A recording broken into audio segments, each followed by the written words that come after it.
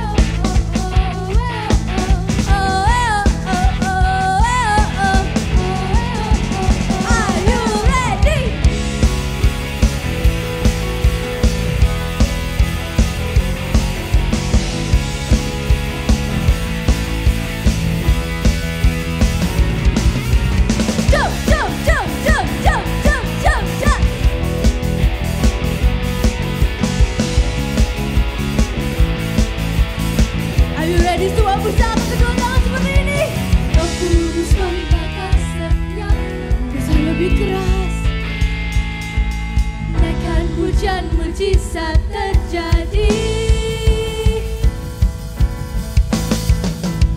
Mengalir kuasa-Mu, nyalakan api. Ku nyanyi.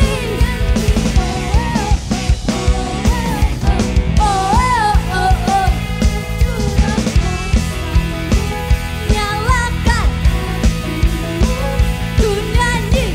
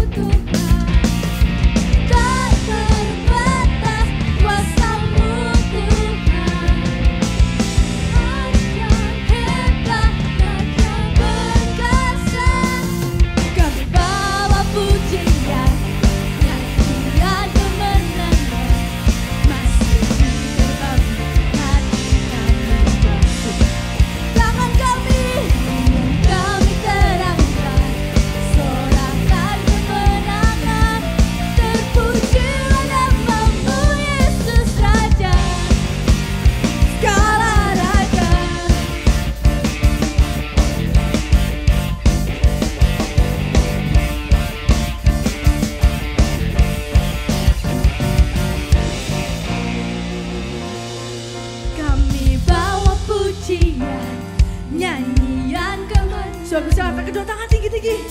Di gerbangmu, amin. Lebih keras lagi nyanyi buat Tuhan. Tangan kami terangkan, sorakan kemenangan. Terpujilah namamu Yesus Raja. Kami bawa pujian, nyanyian kemenangan. Gerbang hati bersuka. Tangan kami terangkan, sorakan kemenangan.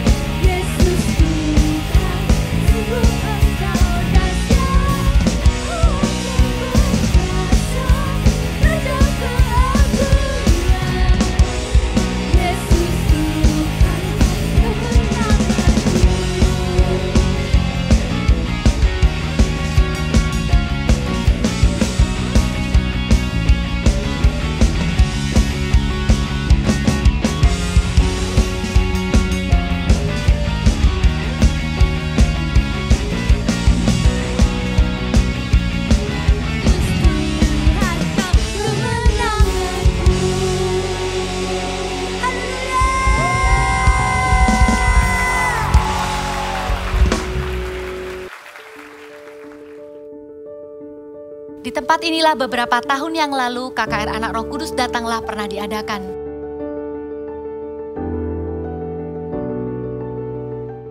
Kami menjadi saksi bagaimana anak bersama keluarga datang, mereka dilawat oleh Roh Kudus, anak-anak kecil mendoakan orang sakit dan kesembuhan terjadi.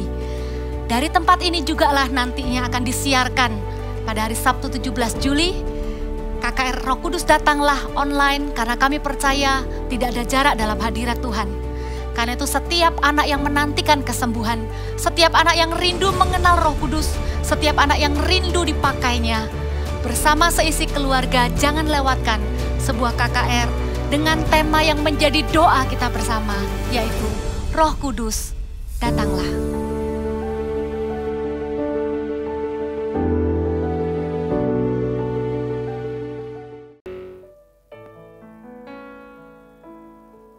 Bisa angkat kedua tangan kalian, bebaskan diri kalian.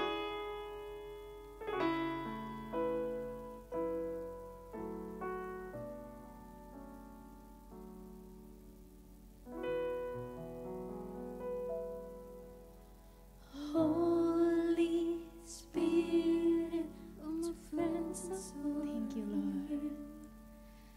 Jesus Spirit, the true friends are found in you.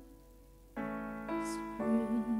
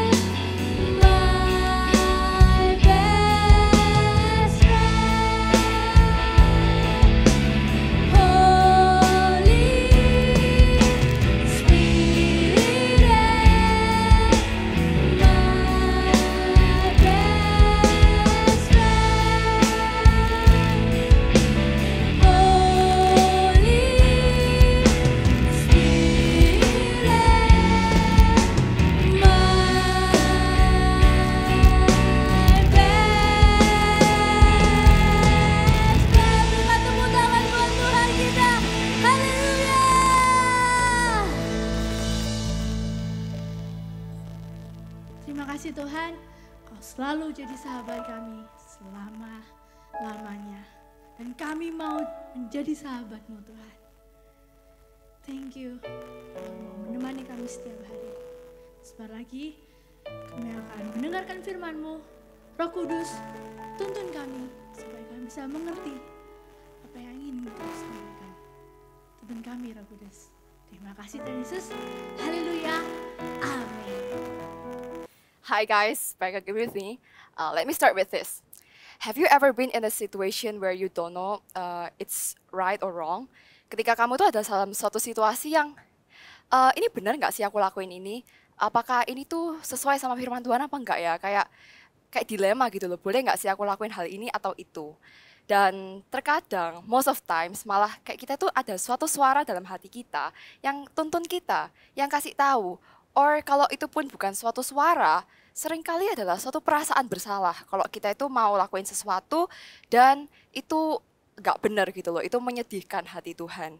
Dan kalian pernah wondering gitu nggak ya, kira-kira siapa sih yang kasih suara itu dalam hati kita? Siapa sih yang kasih clue itu dalam pemikirannya kita?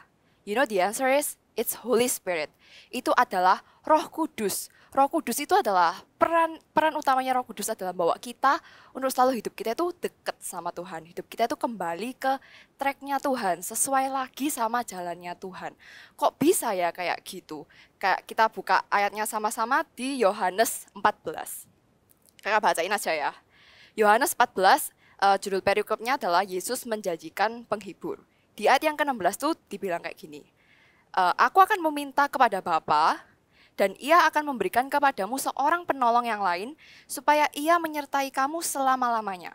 17, yaitu Roh kebenaran. Dunia tidak dapat menerima dia, sebab dunia tidak melihat dia dan tidak mengenal dia. Tetapi kamu mengenal dia, sebab ia menyertai kamu dan akan diam di dalam kamu. Dikatakan bahwa Roh Kudus adalah seorang penolong. Ceritanya waktu ini adalah Tuhan Yesus itu mau diangkat ke surga, dia harus mengalami penyiksaan dan dia harus nantinya meninggalkan dunia, dia naik ke surga. Tuhan Yesus itu so sweet ya. Bahkan di masa-masa dia itu mau menghadapi masalah yang paling berat buat dirinya sendiri, buat Tuhan Yesus sendiri, yang Tuhan Yesus ingat tuh kita loh. Yang Tuhan Yesus ingat tuh tetap gimana ya manusia ini kalau udah nggak ada aku. Tuhan tuh tahu kalau kita manusia itu lemah, kita tuh nggak bisa hidup sendirian. Dan kalau Tuhan Yesus harus pergi dari bumi secara fisik, Tuhan Yesus tetap memikirkan kita dengan memberikan kita rohnya sendiri, which is Holy Spirit. Dia memberikan Roh Kudusnya sendiri yang perannya adalah sebagai penolongnya kita. So, ketika kita punya Roh Kudus dalam hidupnya kita tuh tidak pernah sendirian. Kita tuh tidak pernah ditinggalkan clueless, nggak ngerti harus ngapa-ngapain. Jadi ketika Voltagers tahu kebenaran ini dan dikatakan bahwa memang di ayat yang ke-17 dikatakan memang dunia itu tidak bisa menerima Roh Kudus. Bukan semua orang tuh bisa menerima karena mungkin susah, kita nggak bisa ngelihat Roh Kudus secara fisik gitu loh. Tapi kita sebagai anak-anak Tuhan yang pernah mengalami kasihnya Tuhan sendiri, kita tahu kok this is real. Apa yang Tuhan berikan sama kita pribadi Roh Kudus itu nyata dalam hidup kita. Dan itu adalah suatu privilege yang bisa kita terima kalau kita tuh punya Roh Kudus dalam hidupnya kita. Dia adalah penolong dalam hidup kita. Jadi Voltagers, apapun yang kalian hadapi, masalah apapun yang kalian hadapi, remember kalau kalian tuh nggak pernah sendirian. Kalian tuh bisa selalu lari ke Roh Kudus. Dan luar biasanya adalah Roh Kudus dalam hidup kita ada 3 hal secara signifikan yang Roh Kudus itu akan bantu kita dalam supaya kita itu nggak hidup dalam jatuh bangun dalam dosa, supaya hidup kita itu nggak muter-muter aja kayak gak bisa kemana-mana, kita terus muter dalam kesalahan kita yang lalu. Roh Kudus memberikan kita 3 hal yang spesifik supaya hidup kita itu berkemenangan dan jadi berkat buat orang lain juga. Yang pertama adalah Roh Kudus menolong kita untuk berdoa. Waktu kalian dengar ini mungkin kelihatannya kayak sepele gitu ya, kayak doa kak, aku loh tiap hari doa pagi, doa malam, doa makan, doa mau ujian gitu kan, bahkan kelihatannya udah hafal gitu ya. Tapi jangan salah loh, buat beberapa orang mau berdoa itu susah, bahkan mau ngomong apa ya itu susah loh. Jadi Roh Kudus itu juga salah satu perannya adalah menolong kita untuk kita bisa berdoa. Dan gimana sih Roh Kudus membantu kita berdoa itu secara spesifik? Yuk kita buka sama-sama di Roma 8 ayat 26. Ini adalah ayat yang juga menguatkan kakak, bahkan ya, kenapa sih kok kita itu perlu untuk berdoa? sambil kalian buka nih ya. Kenapa kita itu perlu untuk berdoa? Karena berdoa itu kayak nafas kekuatannya kita, nafas kehidupannya kita. Kalau kita sehari aja kita itu gak berdoa, kita tuh seolah-olah kayak menganggap kita bisa hidup 1 hari tanpa Tuhan Yesus. Jadi yuk kalian juga Eagle Kids di rumah, yuk bangun jam doa kalian. Yuk perbarui komitmen kalian juga, kalian untuk mau selalu untuk berdoa, bangun komitmen untuk bangun hubungan juga dengan Tuhan Yesus. Dan yuk kita baca sama-sama di Roma 8 ayat 26. Demikian juga Roh membantu kita dalam kelemahan kita, sebab kita tidak tahu bagaimana sebenarnya harus berdoa. Tetapi Roh sendiri, Roh Kudus sendiri, ia berdoa untuk kita kepada Allah dengan keluhan-keluhan yang tidak terucapkan. Jadi gimana sih Roh Kudus bantu kita untuk berdoa? Yang pertama adalah dengan keluhan-keluhan yang tidak terucapkan. Maksudnya itu apa? Ada suatu situasi, mungkin kalian juga pernah ngerasain ketika situasinya itu berat banget buat kalian. Banyak masalah, banyak tekanan. Kalian nggak tahu harus doa itu gimana. Mau ekspresiin dengan kata-kata itu susah. Nggak usah berdoa. Mau curhat ke temen aja loh, nggak tahu harus apa yang dibilangkan. Mau ngomong ke mama aja kayak apa yang harus aku ceritaan. Kayak perasaannya tuh terlalu bulet dalam hati ya. Kayak orang Surabaya ngomong bulet gitu loh. Kayak nggak tahu how to express it gitu loh. Dan percayalah ketika saat-saat seperti itu yang dibilang Roh Kudus membantu kita untuk berdoa itu bukan supaya doa kita sounds good, terdengar indah secara kata-kata. That's not the point. Tapi yang penting adalah hati kita. Jadi ketika kita pun gak ngerti harus ngomong ya apa, ya udah gak usah ngomong apa-apa. Just come into His presence and call to God. Ketika kamu ngerasa kayak gitu, wes bener-bener datang aja sama Roh Kudus. Minta Roh Kudus yang pulihkan hati kalian, Roh Kudus yang jamah hati kalian. Kakak pun juga pernah dalam suatu situasi kayak bad news itu datang dalam jam yang berurutan gitu ya. Kayak habis dengar suatu berita ini, kakak masih proses, terus kayak ada berita lain tuh yang benar-benar bikin perasaan tuh berat sekali gitu loh. Dan waktu itu kakak ikut saat teduhnya Pastor Philip dan nyanyi beberapa lagu worship. Kakak even kayak gak bisa doa sama Tuhan tuh kayak bingung harus ngomong sama Tuhan tuh kayak gimana gitu loh. Tapi kakak cuma bisa nangis, kakak cuma bisa nyanyi, kakak bisa nyembah. Dan I believe the Holy Spirit is working with my heart gitu loh. Roh Kudus melakukan sesuatu dalam hatinya kakak, sehingga kayak kakak gak perlu ngomong apa-apa, perasaannya kakak itu udah plong gitu loh. Kayak ngerasa, hah apa sih masalahku? Kayak oh gitu aja kayak gitu. Jadi kayak benar-benar Roh Kudus tuh yang selesaikan gitu loh. Jadi kalau kalian pun ada dalam suatu situasi gak ngerti mau ngomong apa, ya udah datang aja sama Roh Kudus. Roh Kudus akan membantu kita berdoa dengan keluhan-keluhan yang tidak terucapkan. Itu artinya. Dan yang kedua adalah dengan berbahasa roh. Siapa di sini voltagers yang udah menerima karunia bahasa roh? Dipakai ya, dipakai juga untuk berdoa. Jangan dibiarkan. It's a gift. Dan buat kalian yang belum dapat, nanti kita doa sama-sama ya. Kita nggak mau ngelewatin yang satu ini. Karunia Roh Kudus itu yang membantu kita untuk bisa berbahasa roh. Kenapa sih kita perlu berbahasa roh? Untuk kita itu bisa mendoakan hal-hal yang bahkan kita nggak ketahui. Hah, maksudnya gimana kak? Kita nggak ngerti kok kita doa. Ya itu intinya. Jadi buat hal-hal yang mungkin nih, kayak dalam situasi yang simpel misalkan, kalian tuh pengen berdoa buat mama papanya kalian. Tapi mama papa itu cerita sama kalian pasti nggak semuanya akan diceritain ya. Pasti mama papa nggak pengen supaya kayak kamu kepikiran masalah-masalah yang bukan porsinya kamu gitu loh. Tapi sebagai anak kita pengen support orang tua kita.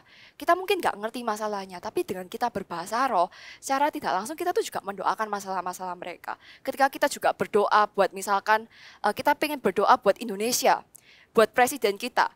Tapi kita tahu loh, apa sih yang dipikirin presiden? Aku ya nggak ngerti kayak gitu misalkan. Jadi kayak terlalu banyak hal yang kita nggak ngerti. Yang penting hati kita mau aja dengan kita berbahasa roh. Kita tuh juga berdoa untuk hal-hal seperti itu. Dan ketika kita berbahasa roh juga banyak hal yang Tuhan beritahukan kepada kita gitu loh. Hubungan kita semakin dekat sama Tuhan, kita semakin connect sama Tuhan bukan dengan usaha manusia, tapi benar-benar melibatkan Roh Kudus dalam jam doanya kita. Dan yang ketiga, Roh Kudus itu sendiri yang memberikan kerinduan buat kita untuk berdoa. Kalian pernah nggak ngalamin voltagers ini mau devotion tuh males, mau doa itu kayak aduh gak usah lah, atau kayak gak apa-apa lah besok aja, atau kayak 3 hari sekali lah gak apa-apa kayak gitu.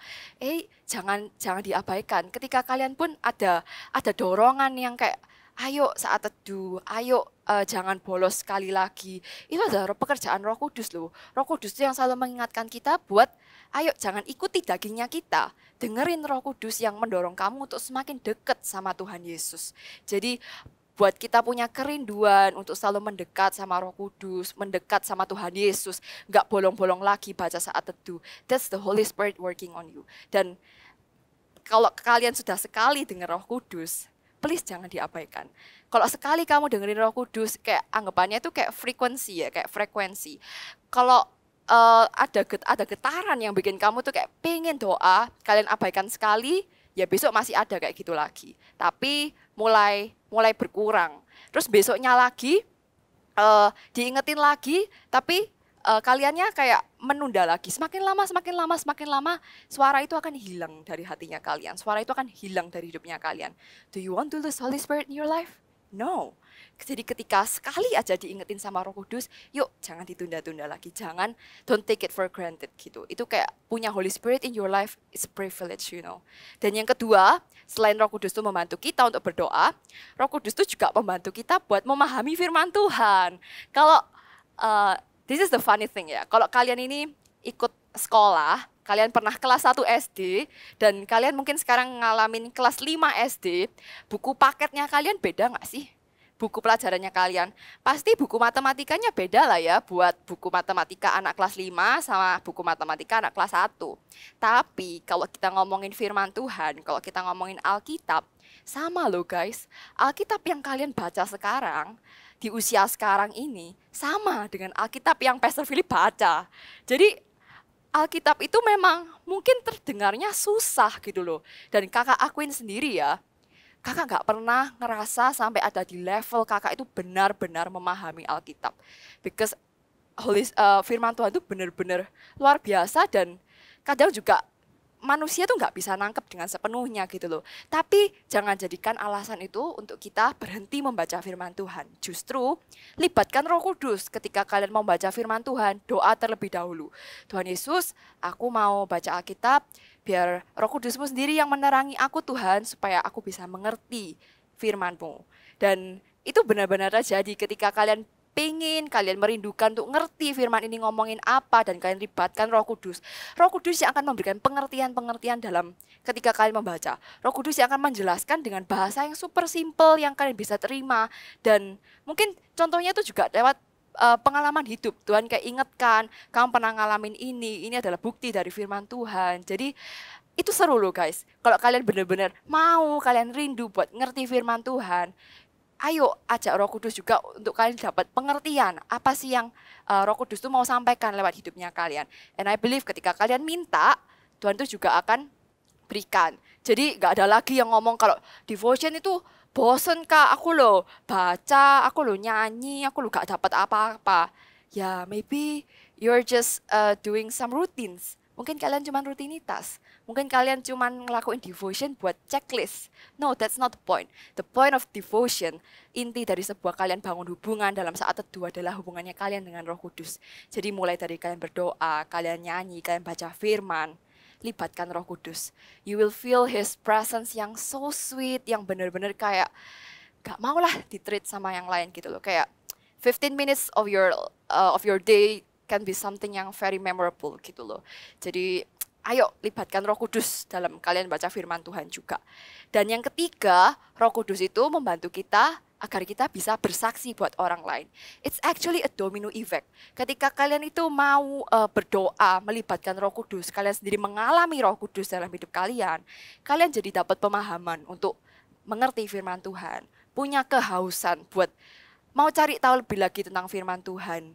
Dan yang ketiga, gak mungkin lah kalian tuh bakal jadi selfish buat dirinya kalian sendiri. Kalian pasti pengen supaya apa yang kalian rasain dengan Roh Kudus, itu juga dirasain sama teman kalian. Itu juga dirasain sama saudara kalian. Atau bahkan mama papa kalian yang belum kenal Tuhan Yesus. Jadi ketika kita benar-benar ada buah Roh Kudus dalam hidupnya kita, buahnya adalah kita mau bersaksi buat orang lain. Jadi gak usah ngomongin teknisnya dulu, bersaksi itu kayak gimana sih kak? First, yang Roh Kudus berikan dalam hati kita adalah kerinduan buat kita itu mau bersaksi buat orang lain. Kenapa sih kok kita tuh rindu bisa bersaksi buat orang lain? Karena kamu tahu hidupmu itu udah diselamatin sama Tuhan tuh dengan cuma-cuma. Tuhan Yesus udah sewayang pol sama kamu, meskipun kamu tetap berdosa, meskipun kamu tetap jatuh bangun, Tuhan Yesus udah sayang sama kamu. Dan kasih yang kayak gitu itu loh, yang bikin kita pun juga akhirnya meleleh. Kita nggak bisa, kalau kita tuh nggak lihat teman kita juga ngerasain hal yang sama. Jadi buat kita punya kerinduan, itu pun juga yuk doain, minta supaya Roh Kudus sendiri yang jamah hati kalian, buat kalian tuh bisa bersaksi buat orang lain. Dan gimana caranya bersaksi? Libatkan Holy Spirit juga. Bukan dengan pinternya orang ngomong, bukan dengan seberapa jagonya marketing mungkin orang-orang ngomong ya. Kayak, kalimatnya ini bagus, tertata, terus kayak sangat persuasif, sangat meyakinkan gitu. No, that's not the point. Dalam bersaksi, yang kita sampaikan pesannya adalah Tuhan Yesus. Ketika kita bersaksi ke teman kita, itu bukan membanggakan hidup kita, tapi kita menyaksikan gimana Tuhan itu bekerja dalam hidupnya kita. Bagaimana Tuhan itu menjamah hatinya kita. Jadi ya yang harus kita lakukan adalah melibatkan Roh Kudus ketika kita bersaksi. Jadi kalau kalian mau doain teman kamu, jangan takut nanti ditolak atau gimana. Yang pertama, prepare dulu hati kalian. Ketika kalian benar-benar berdoa sama Tuhan supaya Tuhan sendiri yang memampukan dan Tuhan menjamah hati teman kalian, percayalah, ketika akhirnya kamu melangkah, kamu approach teman kamu, there's something working. Tuhan akan melembutkan hatinya sehingga pesan itu pun mudah diterima kayak gitu loh. Kakak juga kayak gitu kok. Ketika kakak itu tiap kali kakak mau ngomong sama papanya kakak atau ketika kakak mau ngomong sama temen yang suka ngejek-ngejek, maksudnya kayak, wah kamu itu terlalu suci, terlalu apa kayak gitu-gitu ya. Every time I want to speak something about God, I always pray first. Aku selalu berdoa karena kakak merasa kayak kalau aku cuma ngomong dengan apa yang aku bisa, ya pasti ditolak lah. Ya apa bedanya manusia ngomong gitu. Tapi ketika kakak percaya ketika Roh Kudus sendiri yang bekerja, there is something different kayak gitu. Jadi nggak usah takut ketika kalian mau bersaksi buat teman-teman kalian. Even nggak usah malu dengan kondisi kalian yang mungkin kalian pernah berdosa dan segala macam. Let's talk about Peter again. Kita pelajari Petrus sama-sama. Satu ayat aja di Kisah Para Rasul 2 ayat 14. Kakak bacain ya. Bagaimana Roh Kudus itu luar biasa loh. Bahkan Petrus itu ya, kalau kalian, kakak udah pernah sharingin ini sebelumnya. But anyway, Petrus itu dalam situasi dia udah mengecewakan Tuhan. Dia itu termasuk pengkhianat. Yang meskipun Yudas Iskariot juga pengkhianat dan dia itu akhirnya membunuh diri gitu ya. Tapi kalau kalian lihat Petrus juga pengkhianat loh. Ketika Tuhan itu mau disalibkan, Petrus bilang apa? Aku nggak mengenal dia. That's totally a betrayal gitu loh. Kayak bener-bener kalau Petrus itu kelihat Tuhan lagi kayak harusnya dia udah malu yang kayak nggak punya muka gitu loh. Tapi Tuhan kita nggak kayak gitu. Tuhan kita pun yang sangat menyayangi Petrus dan memberikan Petrus kesempatan kedua. That's how beautiful our God is gitu. Cuman kalau kalian dari sisinya Petrus, pasti kalian ngerasa kayak bersalah, ngerasa nggak layak dan segala macam. Tapi kita lihat ketika di Kisah Para Rasul 2, hari itu adalah ketika Tuhan Yesus mencurahkan Roh Kudus, lidah-lidah api pertama, dan semua murid merasakan hadirat Roh Kudus. Mereka berbahasa dengan bahasa yang belum mereka kenal. Sampai orang-orang lain yang nggak kenal Tuhan itu bilang kayak mereka tuh mabuk dan segala macam.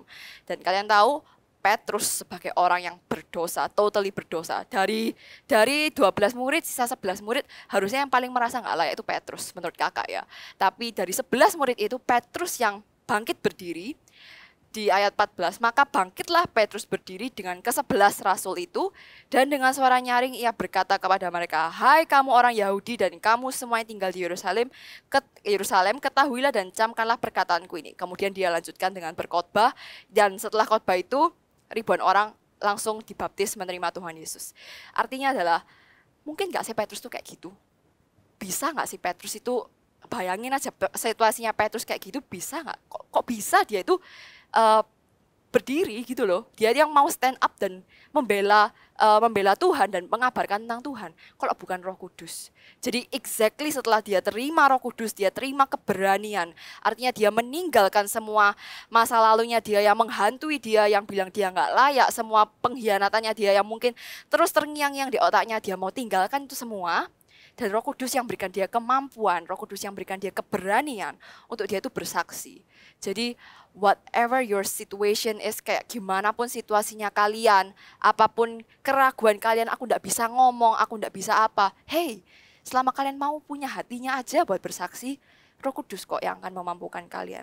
The point of preaching to others, berikan kesaksian ke orang lain kan bukan tentang kita anyway. Jadi ya udah, jalan aja sama Roh Kudus kayak gitu. So ketika kalian tahu kebenaran ini, kalian tuh gak pernah sendirian guys. You are never left clueless gitu loh. Dalam situasi apapun, punya masalah apapun, yuk libatkan Roh Kudus. Kakak percaya ya, orang yang hidupnya itu melekat sama Roh Kudus itu different loh. Dari segi dia bertindak, dia di sekolah, dia mungkin sama-sama kerjain ulangan, sama-sama presentasi. Tapi orang tuh bisa lihat kalau orang tuh punya Roh Kudus, hidupnya tuh beda. Apa yang dia katakan ketika dia berteman sama teman-temannya, hidupnya tuh beda. Dia jadi example yang luar biasa gitu loh. Jadi kalau kalian tahu kebenaran bahwa kita anak-anak Tuhan tuh dikasih privilege segini gedenya yang mungkin orang lain tuh nolak-nolak. Kalau kakak sih ya bakal jadi pengemis yang benar-benar minta, Roh Kudus please come to me.